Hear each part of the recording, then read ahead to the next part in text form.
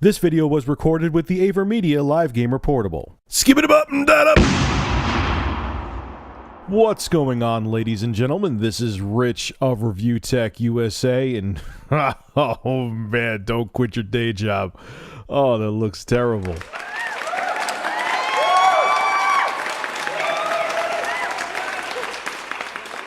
So Microsoft is at it again. Don Mattrick, ever since the Xbox One was announced and the price was announced, he has been wholeheartedly defending their choice for making the Xbox One $499, saying it offers thousands of dollars of value, and what you're getting with the system makes it, it's actually a bargain. It's a steal at $499.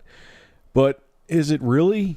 Really? Now, I've talked about the specs before. I'm not going to go into great detail, but they keep on swearing that they're giving you a ton of value for the dollar. But is the PS4 really that far behind? If not behind at all, it's actually ahead in the technical specs department, in the tech specs department. Both systems are going to have 8-core CPUs made by AMD. Both are going to have 8 gigs of RAM, but beyond that, that's pretty much where now the PS4 kind of jumps ahead in terms of hardware capabilities. Now, the graphics processor in both the Xbox One and PS4 are made by AMD, but it doesn't mean it's the same exact chip.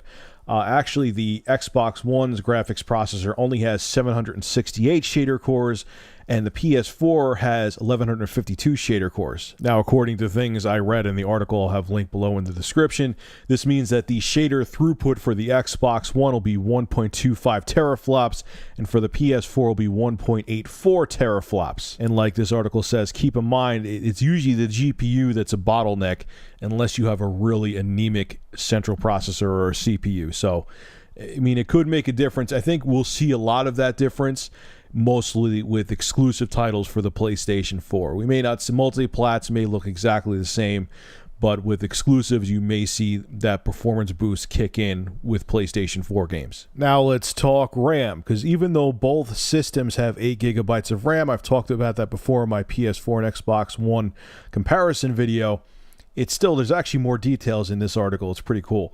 Now, both systems have 8 gigabytes of RAM, like I just said, but the Xbox One uses 8 gigabytes of 2133 megahertz DDR3 memory. The PS4, almost said Xbox One again, uses GDDR5 at 5500 megahertz. Now, the Xbox One, they say that their trick up their sleeve to get around the slower DDR3 memory they're using is that the GPU has ESRAM, 32 megabytes of ESRAM, embedded on it. Okay.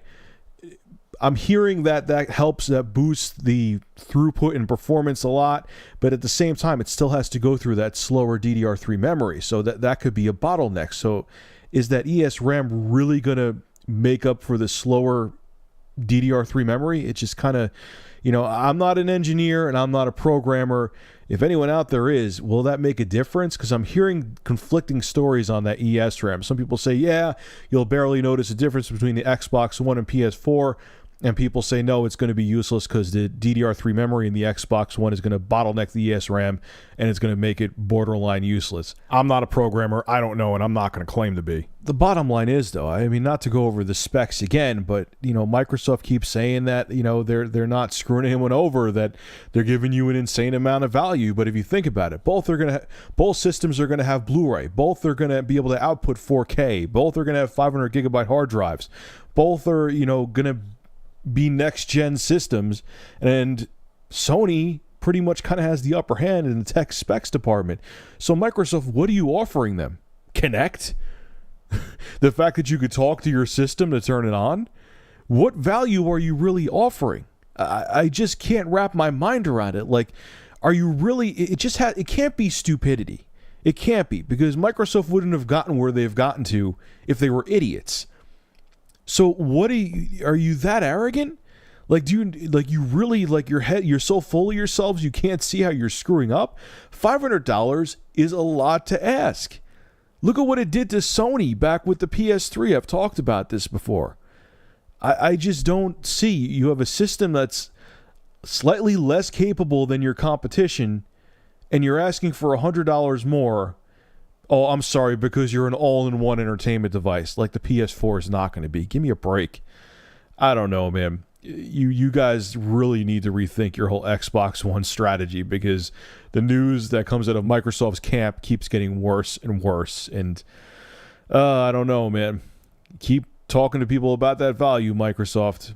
Maybe you'll get someone to believe you. Anyway, folks, make sure to rate, comment, favorite, and subscribe. And if you have an interesting news story you would like me to discuss, private message me with a link via YouTube. And if I use your news article, I will give you a shout out in the video and feature your YouTube channel in the description. Have a good one.